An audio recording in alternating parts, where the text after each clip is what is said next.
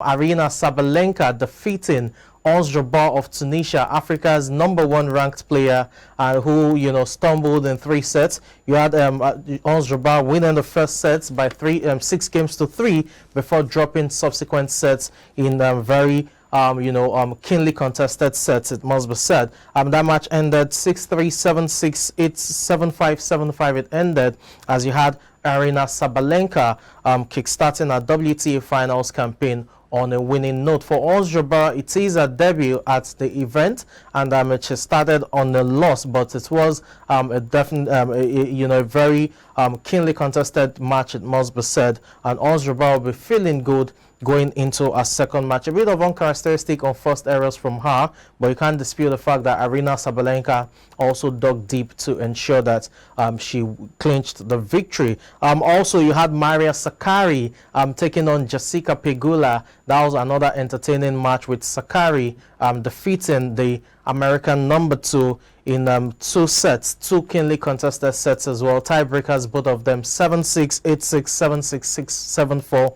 That ended. And for Sakkari, it was a revenge, if you want to call it that, considering she lost to Jessica Pegula just last week at the Guadalajara Open in straight sets. So this time around, she's also able to get the better of our American counterparts. And I'm still talking about the WTA finals. We know that there will be matches later on tonight, and you have world #1 Iga Swiatek also in action. She'll be taking on Daria Kasatkina in what should be an entertaining fixture. Do not forget as well that Coco Gauff, yes, that's the American teenager who surprisingly had a sterling year to make it to the WTA finals. She also will be playing and will be taking on French veteran Carolina Garcia. That's a match you want to watch out for, talking about that group. Remember, the finals is usually held at Shenzhen, but as a result of China's COVID-19 challenges, as well as the disappearance of Shanghai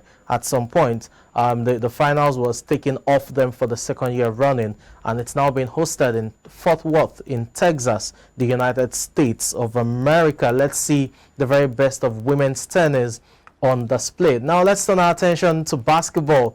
The basketball season is up and running, and you have some franchises playing 6-7 games, some 8 games into the regular season already. And then we'll start with the Brooklyn Nets. Kevin Durant start for them at the wee hours of this morning, contributing 36 points as the Nets ran out 116 to 109 points winners over the Indiana Pacers. This is a much needed win for the Brooklyn Nets, considering they started the season with 1 win and 5 losses. The win over the Pacers this morning takes them to 2 wins and 5 losses to the start of the season. You had Kevin Durant starting for 36 points, as I said earlier, for the Pacers. You had Chris Duarte with 30 points. You had Buddy Hield with 22 points. Not forgetting Benedict Mathieu with 16 points and Tyrese Halliburton with 11 points. But they couldn't stop Kevin Durant for exploding right there. And for Durant, it's another massive display. And even during the courses of those losses they had, it was still contributing 30 point plus rather to the Nets in terms of scoring. Shows you how valuable it is, especially on the offensive end of things. For the Brooklyn Nets, they will be taking on the Chicago Bulls on Tuesday, and that's definitely a difficult matchup for them as against the Indiana Pacers. And it will be interesting to see if the Nets can get the better of the Pacers. For the Pacers, the loss to the Nets this morning means they've started the season with 3 wins and 5 losses, and their next match will be on Friday against the Miami Heat. So the Pacers have about 4 days to rest, while for the Brooklyn Nets, it's all about getting into business right in the a way. So let's see how that pans out for them. Let's turn our attention now to Los Angeles Clippers, the LA Clippers as they are known. Yes, they were in action as well, and this is another team just like the Brooklyn Nets that needed a win badly because they've been on a 4-match losing streak, and it had to do with Paul George turning up during the big moments, scoring 35 points, having 9 rebounds and 8 assists to go with his sterling scoring record to pull the Clippers just above the Rockets. 95 to 93 points that ended with George Paul George scoring the decisive bucket that gave the Clippers the win. And what a shot that was. You would see highlights of that in just a moment. You also had Ivica Zubac scoring 16 points and adding 12 rebounds for the Clippers, talking about the center. For the third game running, talisman Kawhi Leonard was out, couldn't play as a result of the right knee injury he's nursing. For the Rockets, KJ Martin was the one who top scored for them with 23 points, and the Rockets are the worst team in the NBA this season, considering they have just a win and 7 losses to the start of the season. For the Clippers, it's 3 wins and 4 losses to the start of the season. It's yet to be seen when Kawhi Leonard will return. It's still doubtful for their next games. Both teams will clash again on Wednesday, talking about the Rockets against the Clippers, and it's still going to be at Houston. Let's see if the Clippers can make it a double over the Rockets. Moving away from there, let's turn our attention now to the Eastern Conference of the NBA, and it's all about the 2021 champions, Milwaukee Bucks.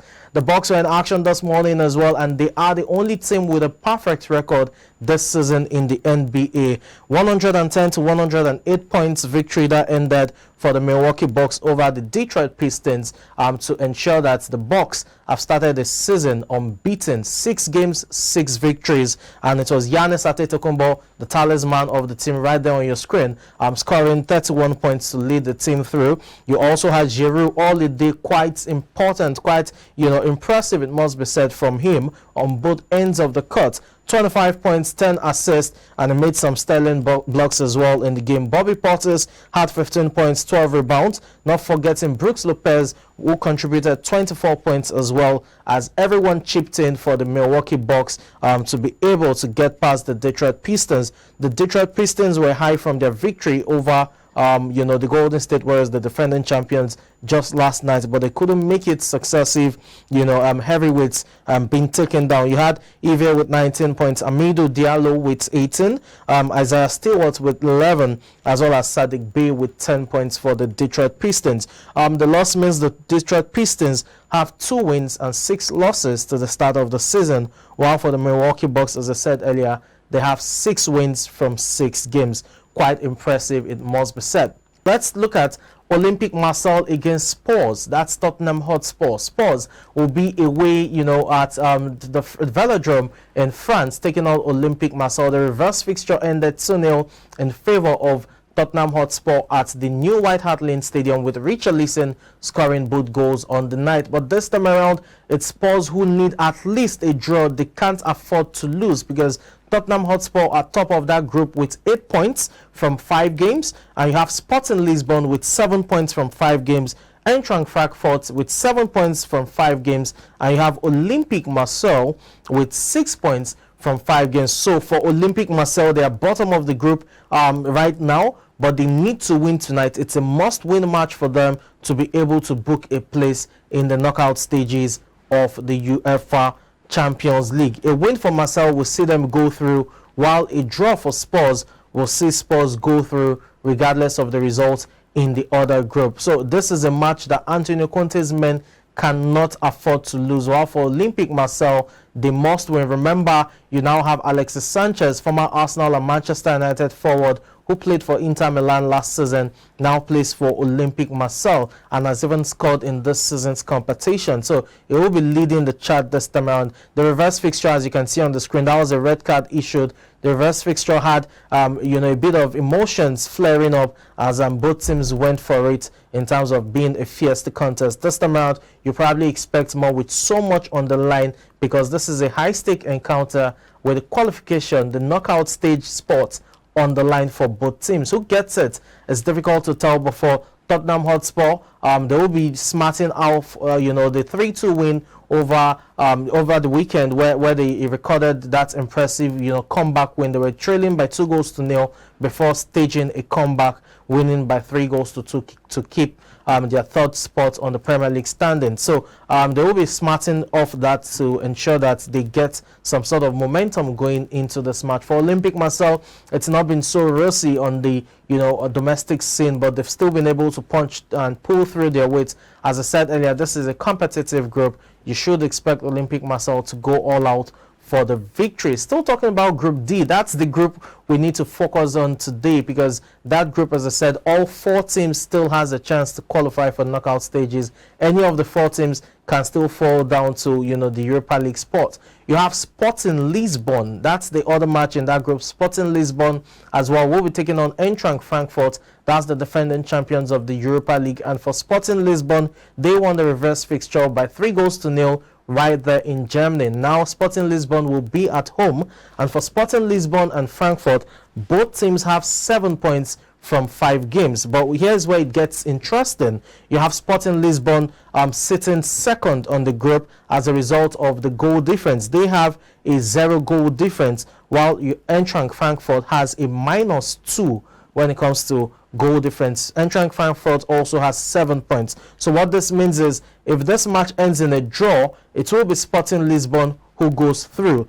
Eintracht Frankfurt needs to win to be able to book its place in the next round. For Sporting Lisbon, they simply need to avoid a loss and they will be through to the next round, although that would also be dependent on the scoreline between Spurs and, you know, Olympique Marseille, because if Marseille wins, they will have 9 points. Spurs will have 8. If Sporting draws, Sporting would also have 8 points, and that would now bring about, you know, the goal difference between Spurs as well as Sporting Lisbon. It will be intriguing to see how this pans out